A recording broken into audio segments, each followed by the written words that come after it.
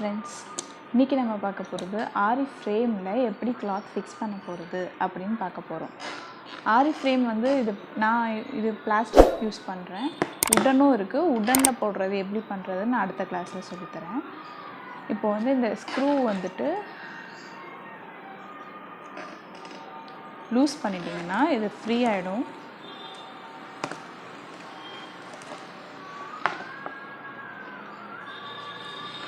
என்னோட சஜஷன், நீங்கள் புதுசாக வாங்க போகிறீங்க அப்படின்னா பிளாஸ்டிக் பதிலாக உடனே வாங்கிக்கோங்க. பிளாஸ்டிக்கில் வந்துட்டு இங்கே இந்த ஹோல் இருக்குது. இந்த ஹோல் இருக்கிறதுனால துணி வந்து உள்ளே மாட்டிக்கிட்டு அமுங்கும். ப்ரெஸ் ஆகும்போது அதோடய இம்ப்ரெஷன் விடும்.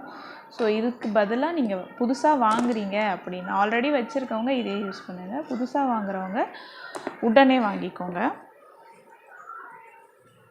இப்போ நான் இந்த கிளாத் தான் ஃபிக்ஸ் பண்ண போகிறேன். ஜஸ்ட் இதில் வச்சுட்டு சுருக்கம் இல்லாமல் நம்ம நல்லா ப்ரெஸ் பண்ணிவிட்டு, இது வைக்கும்போதே ஓரளவுக்கு சுருக்கம் இல்லாத மாதிரி எடுத்து ப்ரெஸ் பண்ணிக்கோங்க. ப்ரெஸ் பண்ணிவிட்டு இந்த நட்டை கொஞ்சம் டைட் பண்ணிவிட்டு நல்லா இழுத்து பிடிச்சிட்டு ப்ரெஸ் பண்ணுங்கள், டைட் பண்ணுங்கள்.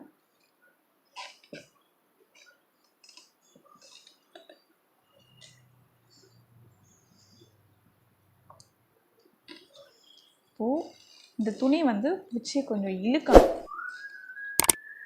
சுற்றி நல்லா டைட்டாக இழுத்தீங்கன்னா தான் உங்களுக்கு எம்ப்ராய்டரி போடும்போதோ இல்லை ஆரி ஒர்க் பண்ணும்போதோ சுருக்கம் இல்லாமல் இருக்கும்.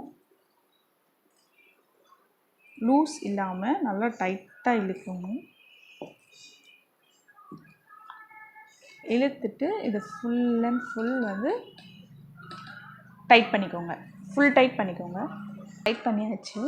டைட் பண்ணிவிட்டு இதை தட்டும்போது ட்ரம்ஸ் அந்த சத்தம் வரும். டப் டப்பு சத்தம் வர மாதிரி